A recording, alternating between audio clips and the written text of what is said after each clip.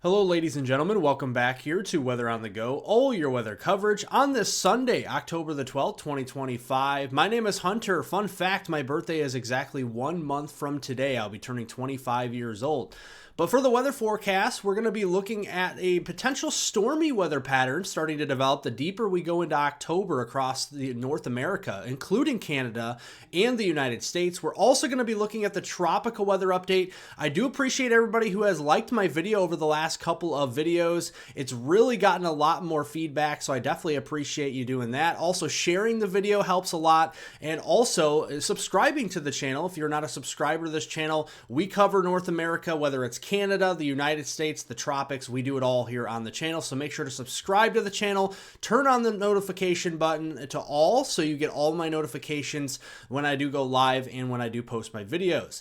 Let's look here at the weather forecast for today on your Sunday, October the 12th, and we have a large-scale low-pressure system up here into portions of southern Canada, Saskatchewan into Manitoba, and it's very tightly wound, obviously occluding here, but there is a cold front attached to it, and behind that front, it is much cooler. Look at the Pacific Northwest. We are seeing temperature anomalies 30 degrees below normal of what we should see here by mid-October standards. On the other side of things, ahead of that front, we're seeing some warmer than normal temperatures anomalies around 25 degrees above normal from the Central Plains all the way up into the upper Midwest, even southeastern Canada of Ontario and Quebec on this Sunday as well. So walking you through the high temperatures this afternoon, it is going to be another spring-like day, even summer-like at times the further south you go into portions of Kansas, Oklahoma, and Texas. We're going to be into the upper 80s and low 90s, 60s and 70s residing from the upper Midwest into the Ohio Valley, and more of those 50s and 60s into the Northeast. Where that front has crossed through, look at the Pacific Northwest, very cold over here, 30s, 40s, chilly 50s out here as we go into this afternoon. And look at the week ahead. So between Monday, October 13th and Friday, October 17th, warmer than normal temperature anomalies are going to rule the roost here, really centered on the Missouri Ozarks region, but in general, the central United States, a good 20 degrees above normal. And then the West Coast, we're going to see a big trough coming in this week, and that will keep our temperatures 15 to even 30 degrees in some areas below normal of what we should see. So as we go into Columbus Day tomorrow, a lot of us have no school, but there is people that may still have to work, and we have a lot of chilly weather coming in across portions of the Dakotas into Minnesota. We're going to be into the upper 40s to mid 50s range, so you might need a jacket if you're heading out to work if you work on Columbus Day.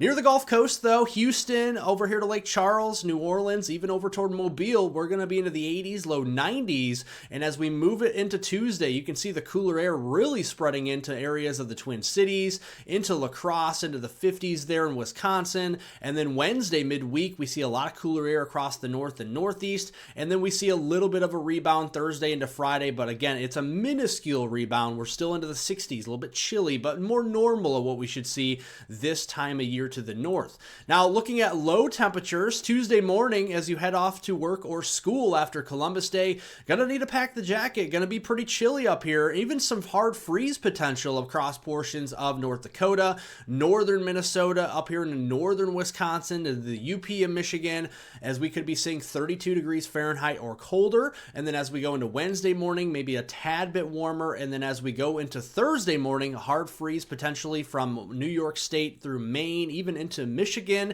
And then going into Friday, we're going to see those temperatures at night warm up a little bit to where we won't have a frost freeze risk, but still 40s, a little bit chilly, maybe cracking the windows as we go towards next weekend. Now let's look at our thunderstorm chances over the next 3 days. For today, a couple of stronger storms cannot be ruled out into southern Arizona, including the Phoenix metro area. That will continue as we go into Monday, although a little bit further east, southeastern New Mexico into West Texas. And then as we go into Tuesday, central New Mexico, Albuquerque, Santa Fe. Keep an eye on a gusty wind, smaller hail risk. The tornado threat should remain low. So looking here first, we'll look at the eastern U.S., we'll go to the central U.S. next, and then the western U.S. after that. Here this Sunday, we got a lot of cloud cover across the eastern United States here in response to a low pressure system right off the coast. That will pump in some Atlantic moisture for the I-95 corridor. Boston, Hartford, Providence, and New York City, including Long Island. We'll see plenty of rainfall here as we go into this evening, and especially on Columbus Day. Probably a good day to stay indoors across the Northeast, maybe read a book or even a movie day, because it will be a very cloudy one and a very rainy one at that across portions of the Northeast, including the I-95 corridor. Now, as we go through the day today, plenty of sunshine across Dixie Alley in the Southeast. Plenty of sunshine. We'll call it mostly sunny skies across the Southeast, Tennessee, Nashville, Atlanta, Birmingham, Tuscaloosa, and Huntsville. All mostly sunny as we go into Monday. A nice Columbus Day down there with some warmer temperatures. Into the central United States, we got a mostly cloudy sky across the northern plains and upper Midwest. Some showers being wrung out of that as we have a couple of cold fronts coming together, and that could bring some light, even moderate pockets of rain across Minnesota, across the Hawkeye state of Iowa, into Wisconsin, northern Illinois. It's not going to produce a lot of rain, so no drought-busting rains here, but as we go into the day on Monday, we're going to see plenty of cloud cover overspreading the central United States and the plains and the Midwest. This could ring out some showers, even a few rumbles of thunder there into Nebraska, Kansas, Oklahoma, and the Texas Panhandle, so Amarillo, into the Oklahoma City area, into Wichita, Topeka, even into the Lincoln region. We're going to be keeping an eye on some showers and rumbles of thunder through your Columbus Day. And then in the western U.S., we got plenty of action out here as well. So we're transitioning more into a stormy pattern, as you can see. And in the higher elevations, a lot of blue, that's snowfall. And this could be some wet snowflakes in the Cascades, the Northwest Rockies there from Idaho into Montana. And then we still have that tropical feedback from the East Pacific still moving across the Four Corners region in West Texas. That could be bringing us some stormy weather, including the threat for a couple stronger storms, like we mentioned, into Albuquerque, Santa Fe, and even the Phoenix metro areas as we go through the day on Monday. A lot of moisture moving in across California. Sacramento Valley Monday on Columbus Day. Heavy snow falling across portions of the Sierras. Lower elevations going to be seeing some heavier rainfall. So a flooding risk, mudslide risk, going to be watching out for that as we go into Monday. Overall, this is a snapshot over the next 7 days of rainfall totals through Sunday, October 19th, again, which is another 7 days from this Sunday. And you can see plenty of rainfall to go around. Any drought-busting rains? Probably not, but definitely some rainfall that will be much needed in the long range, helping out and improving some of that drought. We look at the snowfall. It's obviously cooler out west, so that's where we turn our attention for the snowpack, and we potentially could be adding up the snowpack here into the Sierras, including potentially a couple of feet that could fall, especially Monday into Tuesday with that little stronger, compact low-pressure system moving through. Otherwise, the Cascades could get several inches. The northwestern and central Rockies could get several inches. That is what we're looking at in the U.S. as we go through next week in general.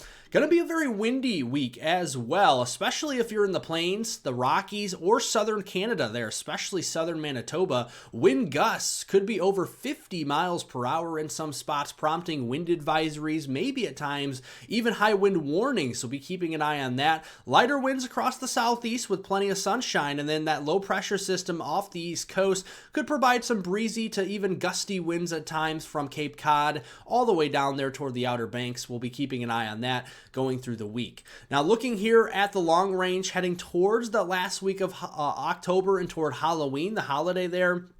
Big differences still are in the picture. We have a big trough showing up on the extended European ensemble guidance in the east. And you look here at the GFS extended ensemble guidance, it doesn't have any blue in the east. It actually has the trough more west into the plain. So big differences there. The European is a lot stronger to the east, and it's a lot weaker here further to the west there on the GFS. We'll keep an eye on it. Cooler is the word. If we do have a big trough in the east, that will promote cooler weather towards Halloween, a little bit warmer to the west.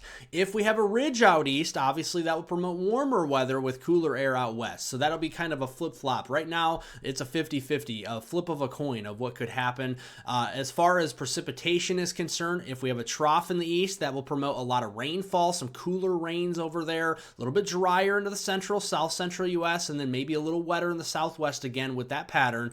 But if we do have a ridge in the east, that will promote drier weather for the northeast and the east coast, wetter weather for the central and western U.S. So that'll be something to keep an eye on. And this solution may actually provide the threat for severe weather into the middle of the country as well. So something we're keeping an eye on in late October and including Halloween, that is for sure. Let's turn over to your tropical update. The Atlantic Ocean, obviously we're getting toward the tail end of the Atlantic hurricane season, and you can see there is a 50-50 shot at a system developing. Notice how far out it is, and it's curving out to sea, so anything that develops will not impact land in any shape or form. We look at the Pacific side, another area of interest, although be it low, 30% chance right off the Mexico coast and Central America coast there, again, over the next 7 days. So if we take a look here at the ensembles, first looking here at the Atlantic, again, the next named system is likely going to be well out to sea. Not a lot of confidence on anything developing closer to home, and you can see that is very much in the cards even on the GFS ensemble guidance, as it's very quiet closer to the U.S. As we look here at the East Pacific, another system could develop over the next 6-7 days. So towards next weekend, and this could potentially produce some rainfall for southern coastlines there of Mexico and even Central America. Keep an eye on that. Nothing really robust showing up. A lot of these are weaker signals, so more of a tropical depression, weak tropical storm signal here. Not really seeing any full-grown hurricanes or anything like that. So that's some great news. So looking at the long range in the tropics, long story short, looks pretty active potentially in the East Pacific over the next couple of weeks. The Central America gyre has a big deal with that, as you have a lot of spin there near Central America. That will be heading westward there into the East Pacific. The Atlantic side might be done for the season, at least for potentially the United States and the Caribbean for the most part. So we'll be keeping an eye on it, but right now the hurricane season might be wrapping up here in the Atlantic sooner rather than later. So that is what we're looking at. That's all the weather talk I have for you today, folks. Thank you all for being here. Thanks for watching the video in its entirety from start to finish, liking the video, sharing it. Thank you all so much for the support. It really does help out more than you know. Subscribe to the YouTube channel if you haven't subscribed yet. Make sure to hit that button and turn on all post notifications. When you subscribe, turn it on to all so you get all of my notifications for my videos and my live streams I do in the future. Thank you all for watching, and have a wonderful Sunday and a wonderful Columbus Day out there tomorrow.